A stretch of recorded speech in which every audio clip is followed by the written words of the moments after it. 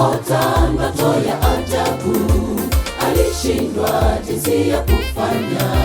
Nebukadneza alipata hofu, aliwaita wachawi na waganga, wasomi na watabiri hawakuweza. Nebukadneza alibabaika, ile ndoto ilikuwa ni fumbo kwake. Mfalme Nebukadneza aliota ndoto ya ajabu, alishindwa jinsi ya kufanya.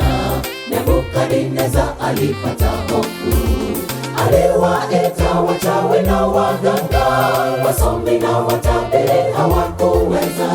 Nebukadneza alibabaika, ile ndoto ilikuwa ni fumbo kwake. Ni Danieli mtu mwaminifu, aliyetafsiri ndoto yake mfalme. Mfalme aliposikia tafsiri alibabaika, alitetemeka. Nasi kama tukiwa waaminifu kwake Mungu wetu aliye mbinguni, hakika tutayashinda majaribu kama mitume wale wa zamani.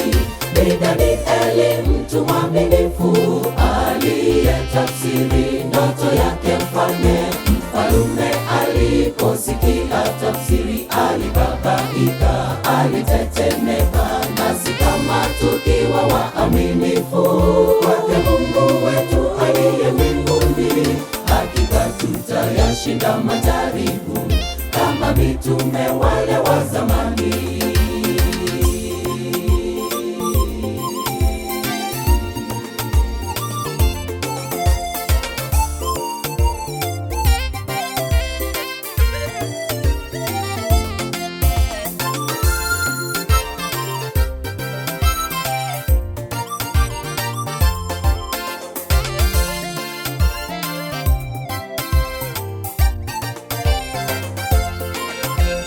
Siku Yesu ataporejea kuchukua wateule wake, watu wote watashuhudia, milima ikikimbia uso wake.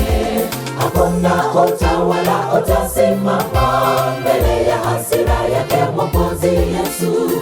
Nakusihi ndugu, uwe mwaminifu, siku ya hasira yake usikimbie. Siku Yesu ataporejea kuchukua wateule wake, watu wote watashuhudia, milima ikikimbia uso wake. Hakuna utawala utasimama mbele ya hasira yake Mwokozi Yesu. Nakusihi ndugu, uwe mwaminifu, siku ya hasira yake usikimbie. Ni Danieli mtu mwaminifu, aliyetafsiri ndoto yake mfalme. Mfalme aliposikia tafsiri alibabaika, alitetemeka. Nasi kama tukiwa waaminifu kwake Mungu wetu aliye mbinguni, hakika tutayashinda majaribu kama mitume wale wa zamani. Ni Danieli mtu mwaminifu, aliyetafsiri ndoto yake mfalme. Mfalme aliposikia tafsiri alibabaika, alitetemeka.